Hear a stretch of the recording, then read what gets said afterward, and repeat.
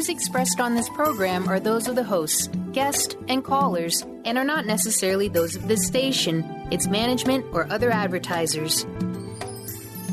You're listening to Transformation Talk Radio.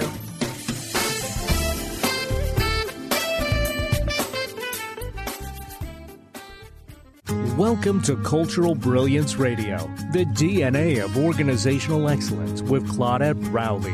Conversations that are transforming the world of culture and business. Claudette brings fresh, innovative perspectives that push the boundaries of what organizational cultures can and should be. Learn how to catalyze your organization's workforce into an authentic, intentional, and financially successful culture. Now here's your host, Claudette Rowley. Hey everybody, this is Claudette Rowley, and you are listening to Cultural Brilliance, the DNA of organizational excellence on Transformation Talk Radio. Stay with us for the next hour and let us help you experience some groundbreaking ways to transform your company's culture. Twice each month, we have some of the foremost experts on organizational culture, change, and leadership, helping you understand how to make a brilliant culture the rule rather than the exception. Today, I'm really excited about our guest, who is David Sturt, the Executive Vice President of O.C. Tanner. And David and I are going to be talking about the future of culture. You know, as we head into 2019, what are some of the trends? What are some of the cultural impacts and success factors? And David's going to be sharing some really fascinating research his company has been doing. So O.C. Tanner is a company that focuses on global recognition and culture. David is a New York Times bestselling author of Great Work, How to Make a Difference People Love, and the newly released companion book, Appreciate.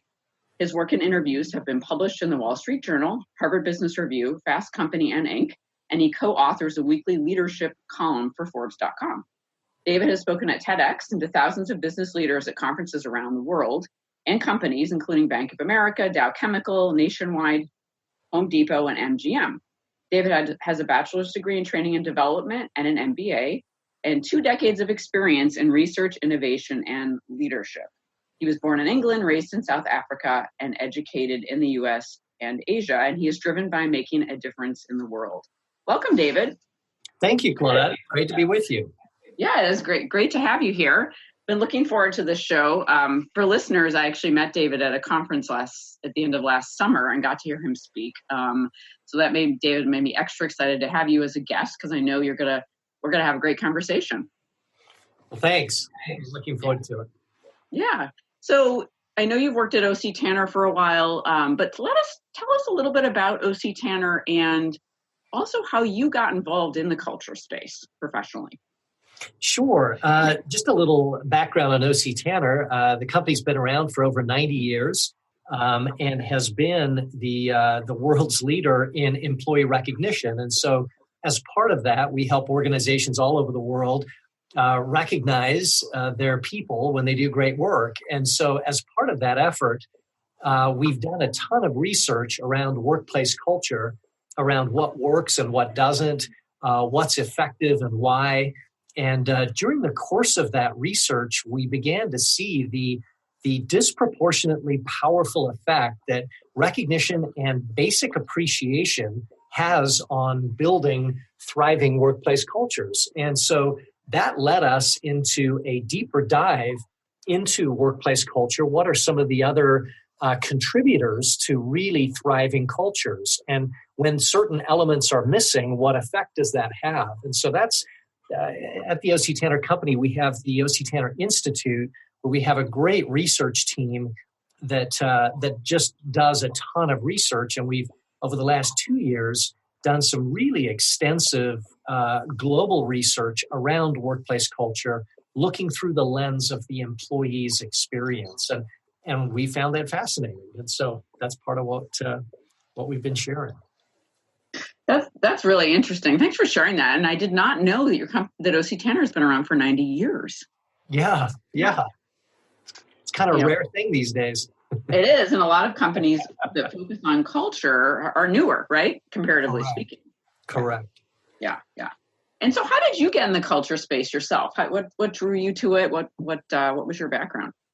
I've always been fascinated by it. When I got my bachelor's degree years ago, it was in HR training and development, and we spent quite a bit of time diving into culture and seeing what effects culture had on performance and on outcomes. And I remember back then doing a number of culture audits where we'd go into organizations and try to understand not just what was their stated culture through the eyes of the leadership, but in fact, what was the actual experience of employees, what was actually valued through the stories that they would share and the heart and soul of the organization. And that just blew my mind. It was just so fascinating to hear the discrepancy between sometimes what a leader or CEO would think was their culture and then what was the reality. And then within that reality, that's really where people lived every day. We do our tasks, we have responsibility and assignments and roles within an organization, but that invisible hand, that social operating system, if you will, called culture, that seemed to just have such a powerful effect, not only on what people did, but how they thought and how they saw the world and whether their work was meaningful or not to them. And it just seemed like it was this powerful influence that not a lot of people were really talking about or even seeing. Mm-hmm. So from way back when, it became really fascinating to me. And then having grown up in different parts of the world and being immersed in different ethnic cultures and national cultures, that became fascinating to me as well. And so a deeper dive in the research we've been doing lately, I just can't get enough of it. It's just fascinating to just see. And I go into companies literally all over the world, and within a matter of a few minutes, you can quickly sense different dimensions of a culture and how that informs so much of that organization's way of being. So I could go on about why I'm fascinated about it, as you can see, but I think it's something that its time is really arriving as more senior level leaders are starting to understand the effect of that, and that it's not just processes and metrics. There's something bigger that's driving all of those things. Yeah, I hear the passion in your voice, and you and I, offline had talked about how we're lucky we are to both be in this space, right? Because it's so exciting and exhilarating. Exactly. Yeah.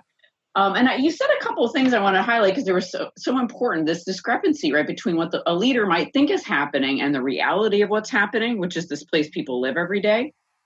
And that is such a great way to describe, like you said, culture as this social operating system. And that folks, once people, I find, start to understand how that works within their own organization, it's like it opens a door for them, this window into something they knew was happening, but they couldn't quite put their finger on it. That's well said. It kind of knew, we're all aware that there's sort of this personality thing about an organization, but the deeper you get into it, the more you become aware of its powerful influence. Mm-hmm. Yeah, it made me think about my mid to late 20s. I had 2 jobs back to back early in my career, and the first one was in a really great culture by many different measures. You would have called this a great culture. And I thrived there. I had this amazing manager. He saw this potentially, gave me all this autonomy, go create this, go do that, right? And then I moved across the country, so into a different job, completely different culture, very toxic culture. And I look back on that and saw how my performance changed, right? Mm-hmm. Just my confidence changed about what my abilities were. And so when we have those experiences, and you had, yours growing up in different ethnic cultures around the world, it's really interesting how it starts to give you this window into how culture so impacts us in ways we do not even necessarily always know. Yeah, exactly. Yeah. I think so often people think, we all like to believe that we're so independent, that we are just so, unaffected by our surroundings. And man, the more I've studied this, the more I've become aware, wow, it has a way bigger influence than most people think. Yeah, it really, really does. It really does.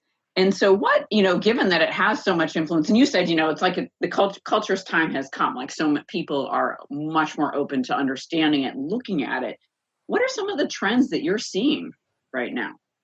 One of the things that I found very interesting as, people have talked, and particularly HR leaders have talked about culture for a long, long time.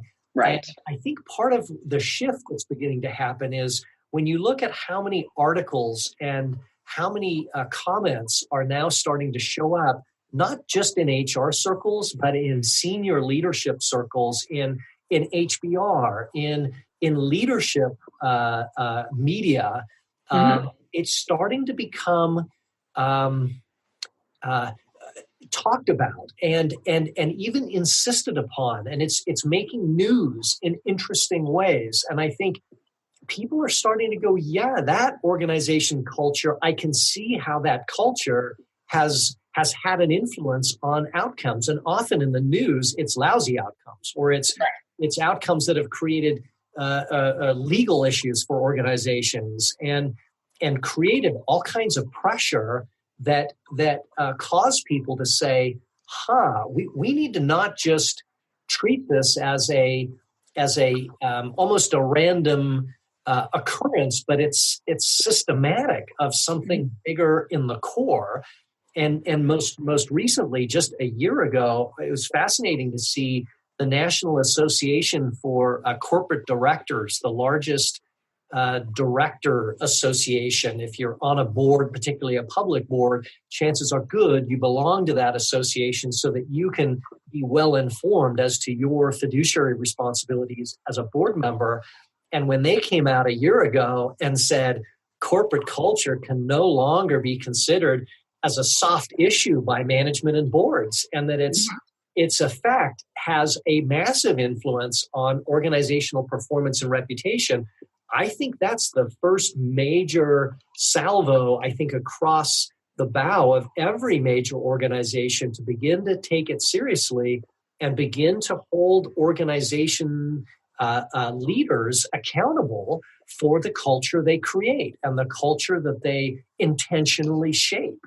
And they're going to want to start getting, I think, reports and input about the strategy for culture development. And I think that's new. That wasn't talked about 10 years ago, 20 years ago, et cetera. So I really think its time has come. And I think we're going to see much more visibility of this topic in board meetings and in senior executive team meetings over the coming years. Yeah, I would agree. And I think that report, right, the recommendation from the Corporate Directors Association is a huge step, as you said, in the right direction. And what would it be like for leaders to actually know they're being held accountable, right, for the culture? And they may some of them very inherently feel like they're responsible, right, because they're the leaders, they're the head of the organization. But this really changes that entire level of accountability. And you mentioned something about culture being, systematic, and which I completely agree with. And what's so great when we start viewing organizations view culture as systematic, it stops them, hopefully, also from saying, "Oh, that was just so and so's fault," right? And then we can take the hands of it and move on. So it changes that entire dynamic. I think it does. It does, and I think that level of accountability is actually pretty helpful, because from all of our research, pretty much everyone wants to work in a healthy, thriving, dynamic culture. As you described the experience you had going from a really great culture to a toxic one, and how that starts shutting you down in a toxic one. Every organization wants, and every individual wants, I think, the vitality and the vibrance, the energy, and the positive goodness that is attracted to great workplace cultures. So I do think as CEOs and others get more intentional about it and less thinking that it's just sort of a default thing, or that culture is the static condition that just maintains itself over time, but actually thinking about curating that and editing out the elements of culture that are not so flattering for the organization and that are even getting in the way of its future performance, and then amping up and being intentional about lifting and promoting and building some of those dimensions of culture that the organization will need to have to grow into who it's growing into and becoming who it wants to become. And thus being more intentional, I think people then feel more empowered, not just leaders, but when all employees are invited to help contribute to shaping that, you really start to see some pretty incredible things happening. Absolutely. I completely agree. And on that uplifting note, we're going to take a really quick break. You're listening to Cultural Brilliance, the DNA of Organizational Excellence. I'm Claudette Rowley, and stay tuned. We will be right back.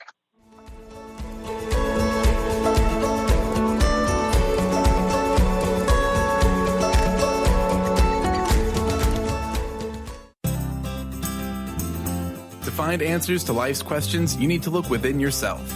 Dr. Glenna Rice brings your questionable conversations on Transformation Talk Radio each month. Tune in each month for insight into how you can live up to your full potential. Dr. Glenna is a physical therapist, certified Access Consciousness, and Access Body Class facilitator. How does it get any better than this? For more information on Dr. Glenna Rice and her work, visit glennarice.com. Gifted intuitive healer and spiritual teacher Sarah Luce brings her unique style to the hit show Small Steps, Big Breakthrough Radio on TransformationTalkRadio.com. Tune in each month as Sarah turns reality on end and shows us how to experience expansive results with simple yet powerful steps. Expect an enlightening bend on what you currently believe is possible. For show details and upcoming topics, visit sarahluce.com. That's SARALOOS.com. What is a brilliant culture, and how do we create them? Why are they important? Claudette Rowley has created a breakthrough 5-step process to help you align your culture with your business strategy for exceptional results. Looking for a culture that drives organizational excellence? Listen to Cultural Brilliance Radio, the second and fourth Friday of each month at 10 a.m. Pacific and 1 p.m. Eastern on Transformation Talk Radio. To learn more or work with Claudette, visit culturalbrilliance.com. Do you believe you are meant to live with more joy, but you're just not sure how to get it? What does the phrase, "give me the joy," make you feel? Join me, Lynn Horde, every second and fourth Thursday, 9 a.m. Pacific, 12 p.m. Eastern, on the Gimme the Joy Show, as I take you on a journey to peel back the layers so you can take back your joy. To find out more about my work as the Joy Coach, including my popular programs Joy School and Joy at Work, visit lynnhorde.com. Take your own journey with the angels with Claire Candy Huff's Heaven Sent Guided Angel Meditation CD. Letting go of concerns and living in the now. This beautiful CD walks listeners through practical exercises to help free them from the burdens, worries, and concerns of daily life. Walking a quarter of the way across the bridge, you see a bright, emerald green light and sense a loving presence. This is Archangel Raphael's green healing energies, nourishing and revitalizing you. Take a moment now to bathe in this green healing light. Giving you much more than just relaxation and stress release, this wonderfully narrated CD provides vivid visualization, soothing and inspiring music, and an angel's choir that will bring you peace, clarity, and a newfound awareness. Visit angelhealinghouse.com today.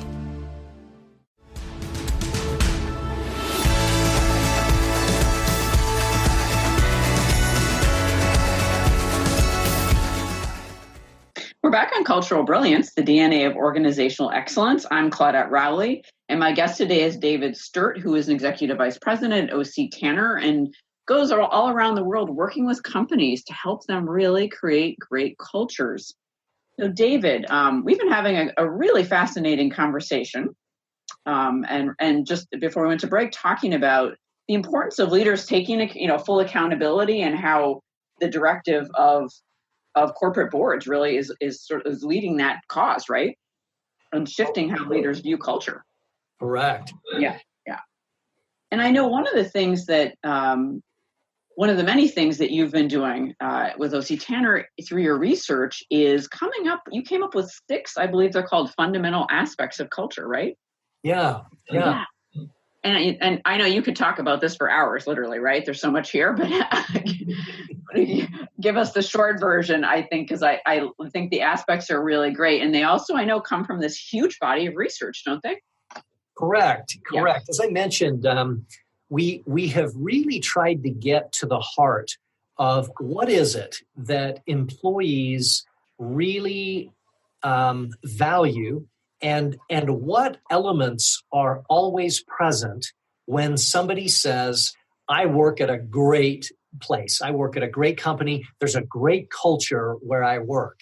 And so we embarked on first of all, just a number of focus groups with employees all over the world, trying to pursue that question. And again, this is unique in that it's looking through the lens of the employee, not from the lens of the CEO sort of looking down on the organization and saying, this is what it is, but more through the lens of the employee. What is it that is meaningful to them, that's valued to them, and that these elements are present when people report that they work for a great organization? And we surveyed, after the focus groups, we surveyed, now it's been over 27,000 people worldwide.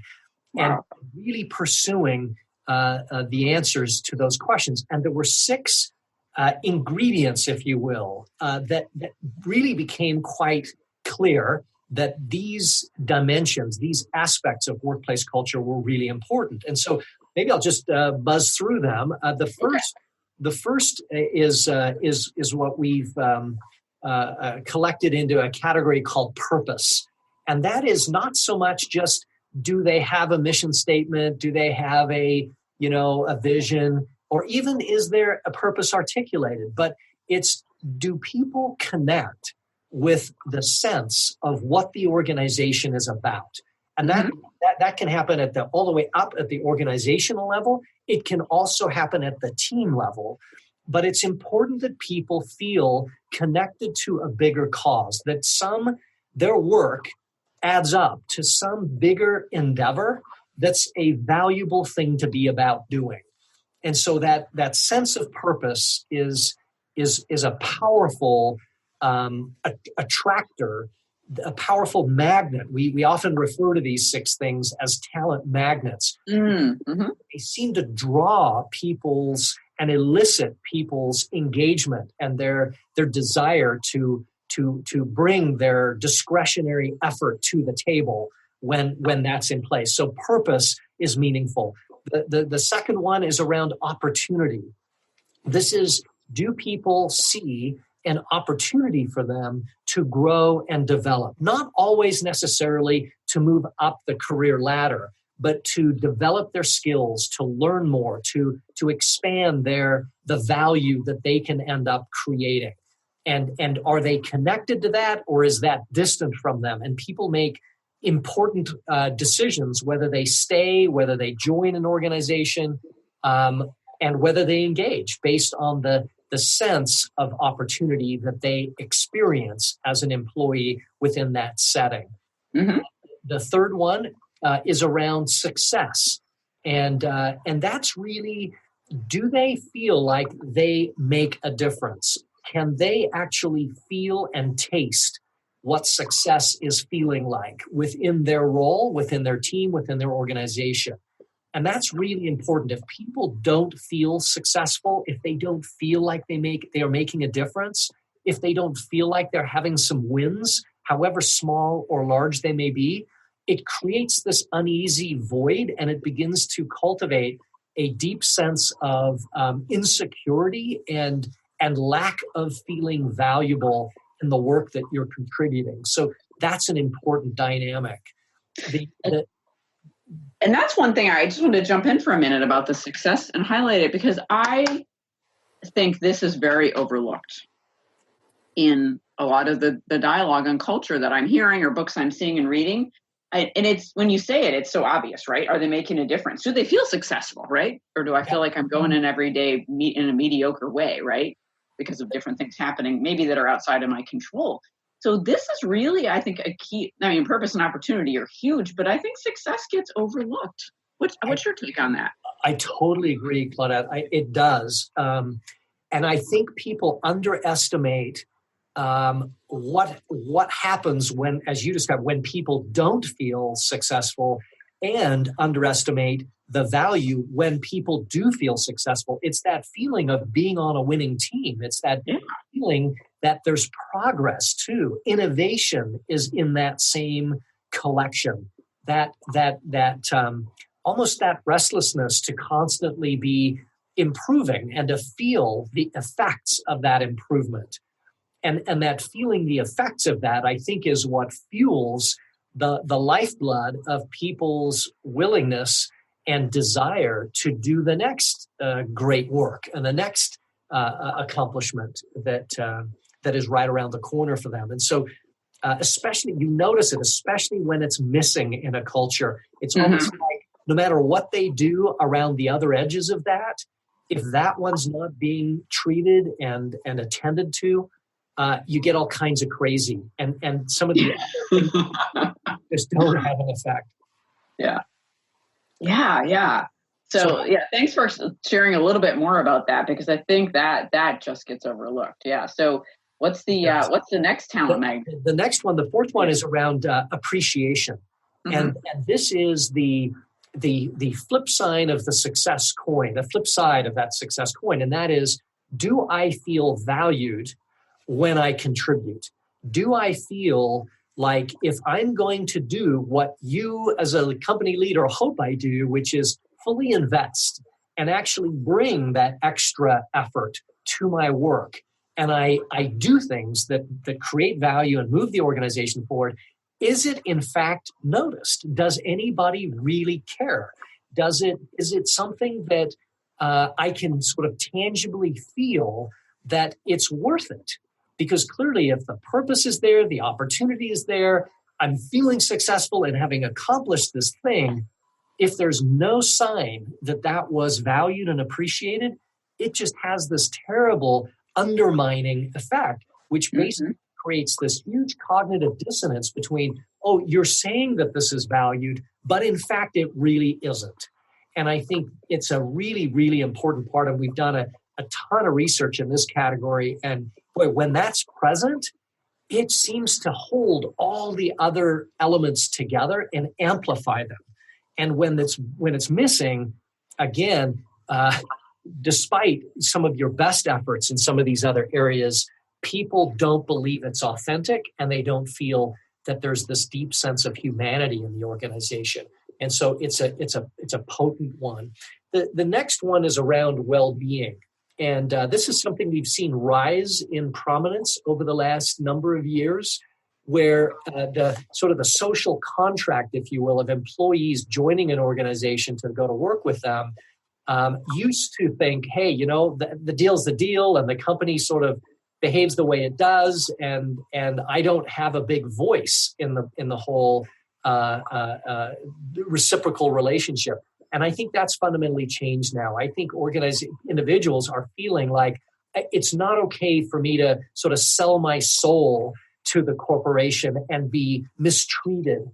I expect that the organization will treat me as a whole human being, that will consider me as a more holistic person than just what I bring to work every day, and that they ought to be attentive to my health, to my emotional, social, financial well-being. And so I think that's an important one. And I see organizations that haven't yet figured that out, where they're still sort of thinking they can kind of just set the stage for what they expect employees to do, and expect that they'll just be quiet and do that, even if it means at the detriment of their personal health and well-being. And I think particularly with the sort of not only social media, with the glass doors, with the voice that more individuals have, that's becoming an expectation, and one that needs to be attended to. And then finally, the last but certainly not least, probably one of the most important, is leadership. And that is not just your direct leader, but also all the way up the chain. And so that's when you think of sort of the boxes on the org chart, that version of leadership. But then there's another more, I think, even more pervasive and broader sense of what that leadership talent magnet entails, and that is the influence that people have. And I think more and more individuals are coming to discover how much more influence they have in a team as a contributor, and not even necessarily as a designated line leader, but how does that leadership give and take, coach and mentor, listen and facilitate the work that's going on. So those are the 6 core ingredients that employees routinely speak to as what they hope for and what they report is there when they work for thriving, great workplace cultures. Well, David, thanks for sharing that. We're going to take a quick break. When we come back, I'm excited to dive back into a few of these, right? Because I think there's so much here. So you're listening to Cultural Brilliance Radio. I'm Claudette Rowley. And when we come back, we'll learn a little bit more about these 6 talent magnets. Stay tuned.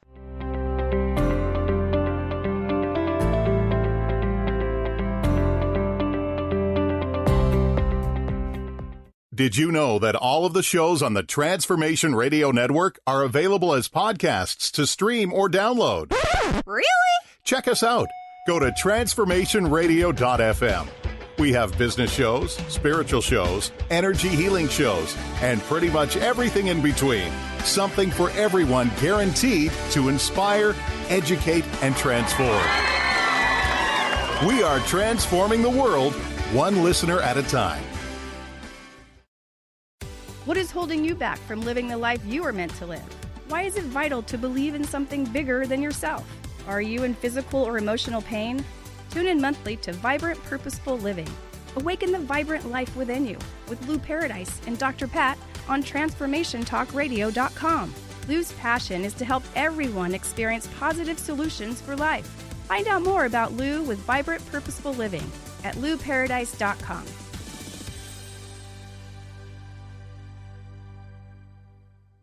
Living Lighter Radio with Jason and Patricia. We have an ecosystem approach to your life. Tune in weekly every Monday at 1 p.m. Pacific on Transformation Talk Radio as we, Jason and Patricia, discuss what's truly holding you back. We offer you the tools you need to reach your goals and at the same time be living lighter. For more information about Living Lighter, visit www.livinglighter.org. Miss any shows during the week? Don't worry, we've got you covered. With the free Transformation Talk Radio app, you'll have access to all of the past week's shows in the palm of your hand. Yeah! Tune in to Transformation Talk Radio anywhere you go with our free app for any of your devices. Check out our app in the App Store and Google Play Store today. Hi, this is Laura Richer, host of On the Verge Radio. Sometimes you hear encouraging messages like transform your life now, become empowered, create the life you crave, and it all seems overwhelming and you're not sure where to start. I'm here to tell you that self-improvement is not always fun and easy, but it is always worth it. The path to creating positive changes begins with releasing the things that have been holding you back. Then you can create a life that inspires you. I know this because I've done it. You can find out more about what I do by visiting my website, seattlehealinghypnosis.com. I look forward to supporting you on your journey. Are you ready to embrace your essence and the magic of who you are? Let me, Emily Perkins, hold your hand and walk with you as we go treasure hunting for the gold that lies within you. Tune in to Love Living Radio every second and fourth Wednesday at 7 p.m. Eastern on TransformationTalkRadio.com. For more information, visit LoveLivingHolistics.com.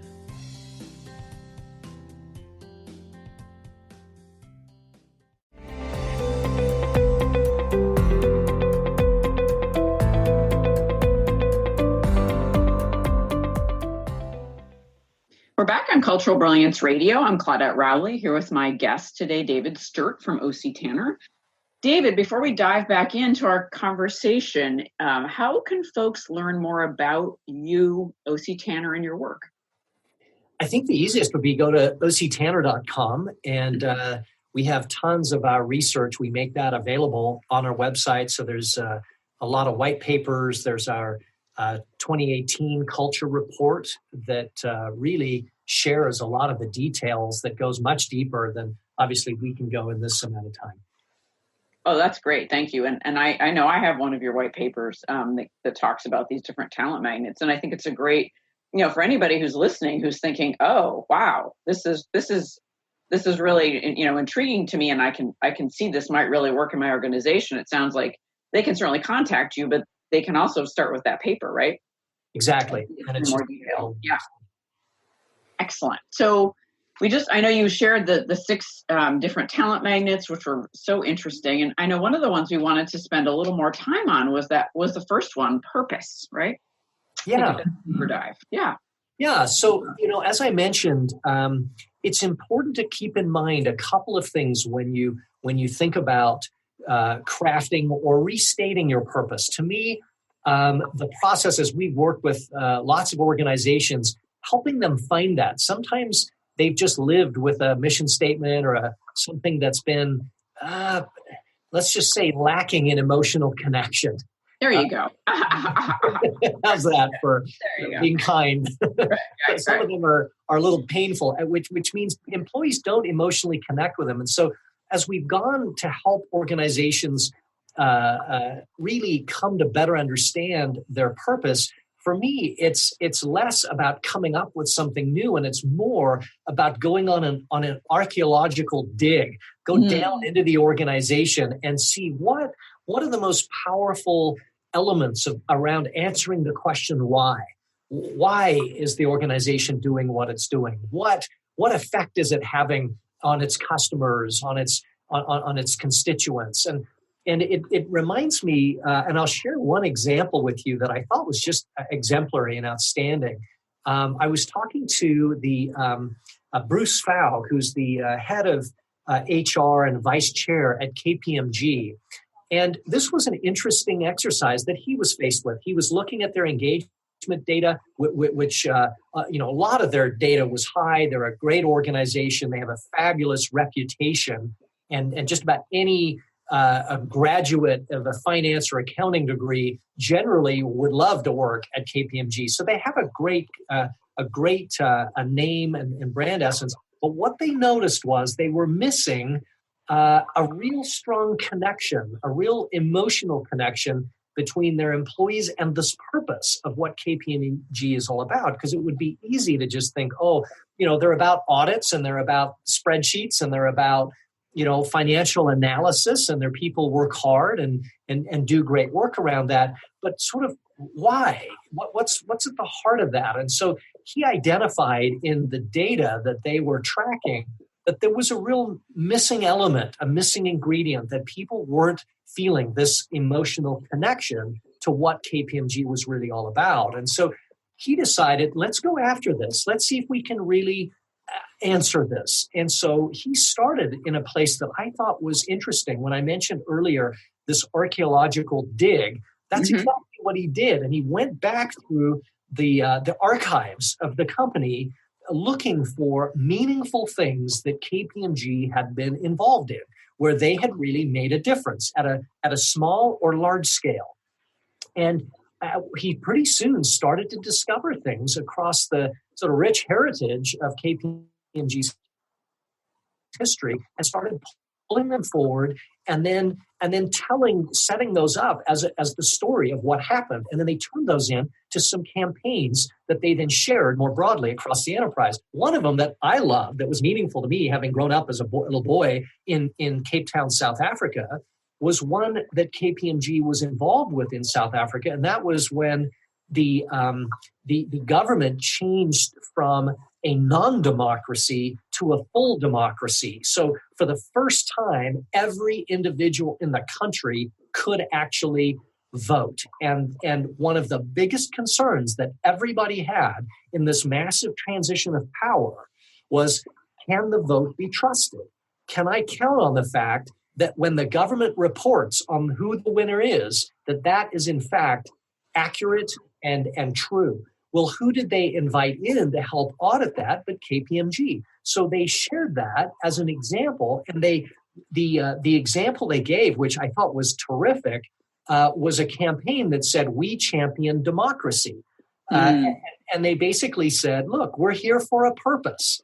And then they shared a number of other stories. That one I just love because people could then emotionally connect with this bigger purpose and see how even though there's counting and there's auditing, it ladders up to contributing in a really powerful way. And then he went one step further. And I thought this was outstanding. Not only did he share some of these examples and share them around the world, but he also then invited all employees to contribute and share their own ways in which they had made a difference on a project. And I loved it. He hoped to get 10,000 submissions. And he did some things to make it worthwhile for them to submit. And he ended up having 43,000 submissions. Oh my gosh. They then turned those into these other little campaigns of how they made a difference, like I Combat Terrorism. And I'll read from one that's sitting in front of me. KPMG helps scores of financial institutions prevent money laundering, keeping financial resources out of the hands of terrorists and criminals. And then he said, KPMG, you're here for a purpose. I just thought it was outstanding. And each one of those not only helped everyone share in this common purpose, but helped people better see a line of sight from the work they do every day all the way up to the purpose of the organization. It's an amazing story. I mean, I got chills again listening to it. To think that KPMG in all these different ways, and especially related to the helping to protect the election in South Africa. I mean, what a profound contribution, right? Exactly. It's they're auditing, right? Which is not that exciting, but it was the power of we do need people to audit, we do need people to monitor, and they did it, and they did something historical. Exactly, and I think you'd be surprised how few companies spend the time to help people see that path to the bigger contribution that they're making, and they kind of get lost in the details of their task. And I think we can all do a better job at this. I agree. I mean, I think it would probably be really amazing if every company that hasn't done purpose work did it, right? Because you start connecting people to something much bigger than they are. I know I was just sharing an example with you on our break, right? And when people start to see hey, I'm doing something every day that really impacts and matters and contributes. My belief is that almost all people do want to contribute in some way. And that purpose gives them that. They do. Yeah. And you help fuel that level of engagement when they feel like the why is being answered. Yes. Yeah. Why are we even here, right? Doing this every day. Exactly. Exactly. Yeah. So I know something else you mentioned that was is always real, and I agree. It's so fundamental, and it's so interesting to dive into a little bit more. Is appreciation, right? Which seems to be like you said it. No, you didn't use the word glue, but I was listening to the 6 talent magnets. It sounds like that's one of the glues that holds those all together. It is, and I think part of it is because it's the deepest sense of humanity, I think, in the core of the culture is a genuine caring. It's an authentic, I value you and I value your contributions. I see you. I understand the sacrifices that you make. I understand that you have a choice to work here. You could be anywhere, but you choose to come here and you choose to contribute in ways that really help move us forward.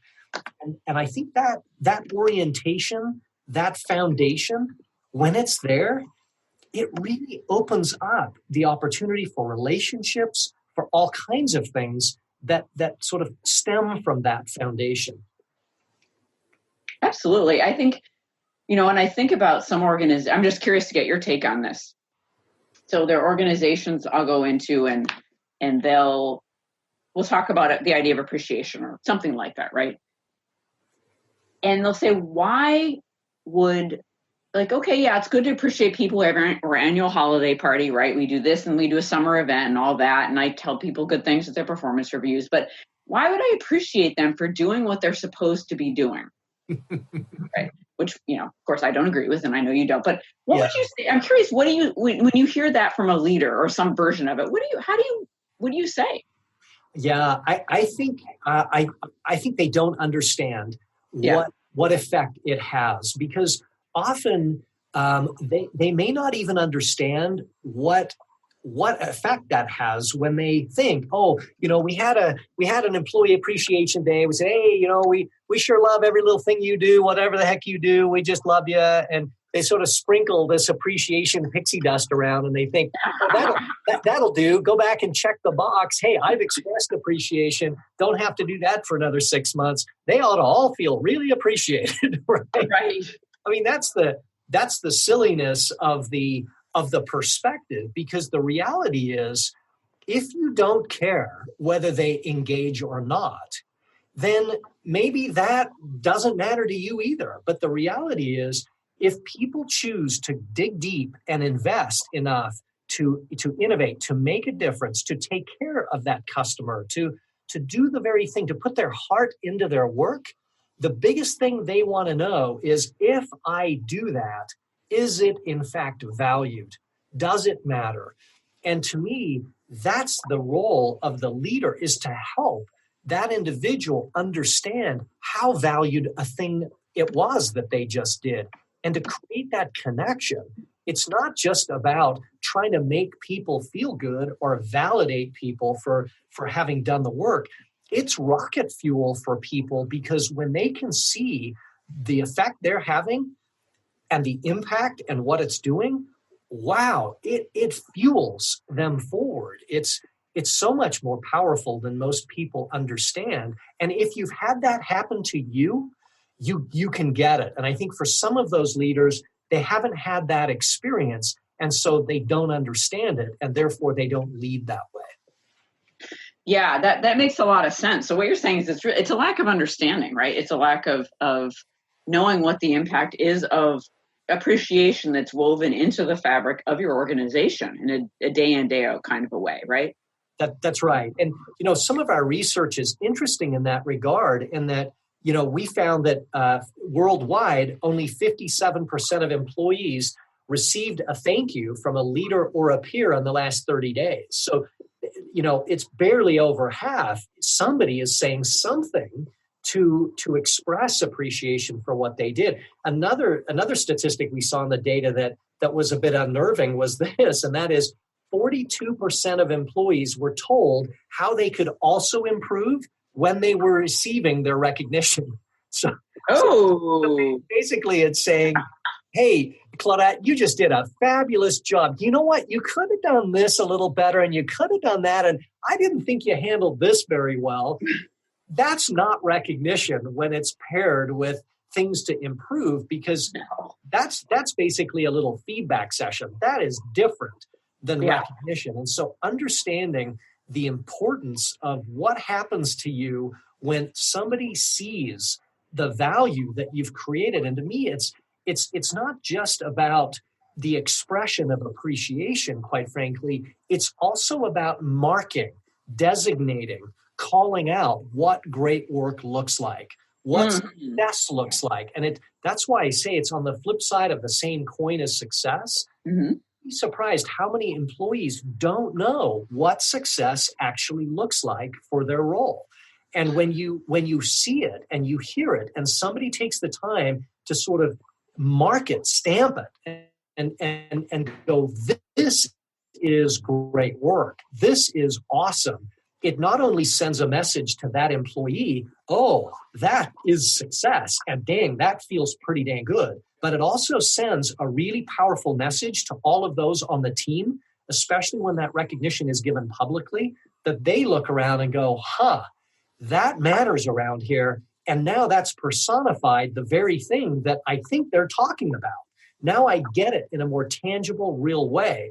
And I now have a handle on it so that I can go do something like that. And then it begins to create this, sort of have this propagation effect that spreads across the team and then ultimately around organizations. So it's not just to say thank you. There's a lot more going on when you do it right.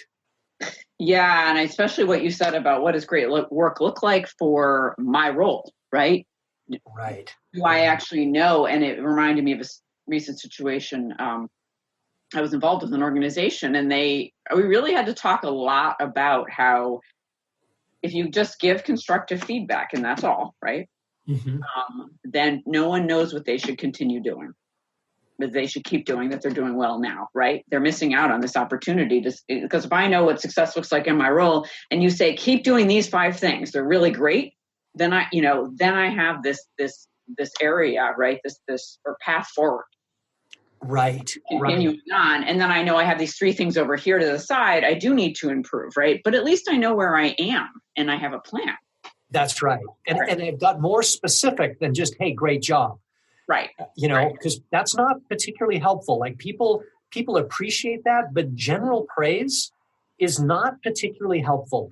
Often people think it is, but it's not. I think it's all about specificity here, because then another good thing happens too. You think about how you came to be aware of your particular strengths in a work environment. How did you detect those? How did you arrive at those? How did you become aware of it? And I'll bet you, if you trace those back, you will discover either a teacher or a leader, a boss, a peer who said, dang, you're good at that. That was how you handled that customer on that call. That was awesome. Here's what I saw you do. And then it sort of reveals to you what you're good at. And it helps channel your energy into those areas where you have talent and you have ability. And I think that's a huge service you do to individuals, especially in a leader role, when you can help shine a spotlight on people's strengths so they can grow into those more and find more where that came from. Yeah. And the other thing I've experienced and also seen happen is when someone, leader or manager, assigns someone a project because they know they'll be so good at it, right? And then through that person learns a lot about themselves in a positive way, right? That's right. I'm really good at this. Well, I'm really good at that. I had no idea. And I can, now they have this expanded repertoire. Exactly. And that's really how people connect with that. And then I think another really important dimension to this when it comes to doing recognition and appreciation right in an organization is clearly, as I've described, be specific. Talk about what it is that you saw, that you loved, and be open and public about that. Then it signals it. But the other is to connect it up to what is valued in the organization. Create that linkage back to what really matters. I'll give you another example as we've worked with the company Virgin Trains. They're in the UK. They've got a great sort of more premium train service where they're really trying to differentiate themselves from other forms of transportation. And as you would expect with any sort of Virgin company, you got Richard Branson sort of energy and vitality kind of infused in it.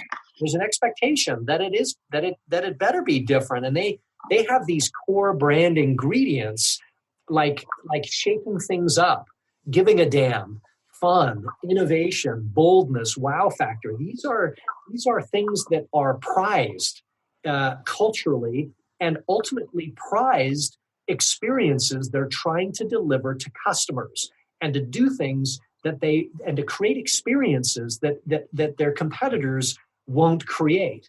Well, how do you actually bring that about? How do you help every employee understand what that looks like and not just have it be a value that's stuck up on a wall somewhere, but that it's actually lived and integrated into how people interact with customers? And one of the things, as we worked with them and as I saw them do really well, is that at the end of every shift, the beginning of each new shift, they point out, hey, here's what I saw you do in having fun with that customer on the last shift. And then they point out how they did that, and they recognize really, and their recognition is aligned to the things that really matter to the customer experience that they're trying to create, and thence the employee experience. So they're really doing, I think, a masterful job at creating linkage between employee experience and customer experience, and the junction of those are really the heart of the experiences they're creating, aligned to the values and the brand values that matter most. So to me, that's also real best practice when it comes to thinking about recognition. It's not just, again, saying thank you or a pat on the back, as important as that is. If you can connect it to some of these other bigger areas, then you're modeling the very culture that you're trying to grow into as an organization. And that's powerful. It is really powerful. And it brings, thank you for that, because you just gave appreciation. And I mean, you made it almost indispensable the way you described it. Like it has to happen, right? In order for an organization to be successsul. I think great work. Yeah. Tying it in with the values and how it brings the entire organization to life. So our time has flown. Wow. And we just have a minute or two left.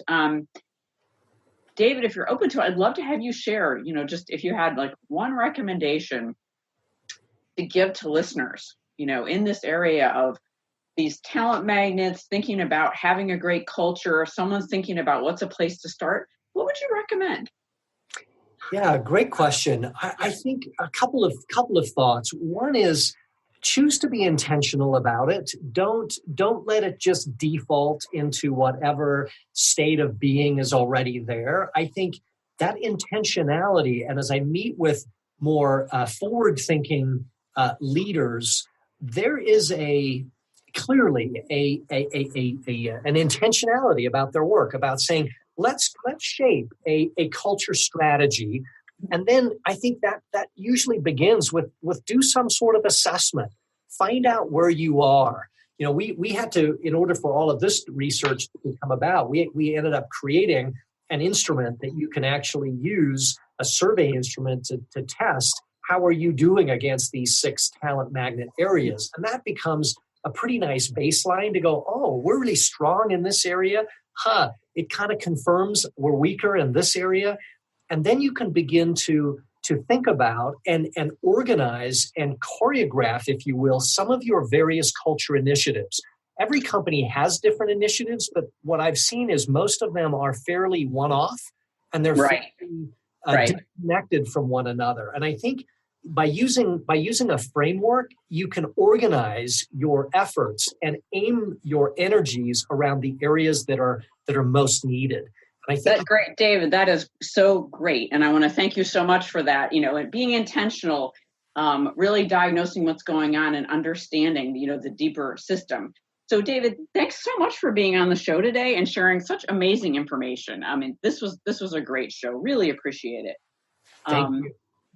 Yeah, I want to thank all of the listeners for tuning in to Cultural Brilliance Radio. As always, we had an amazing time. Please join us the 2nd and 4th Fridays of each month. Have a great couple of weeks, and we'll see you back here next time. You've been listening to the hit show Cultural Brilliance Radio, the DNA of organizational excellence with Claudette Rowley. Conversations that are transforming the world of culture and business. You can download this podcast and find out more about Claudette and her breakthrough work at ClaudetteRowley.com. Please contact Claudette and find out how you can create a brilliant culture.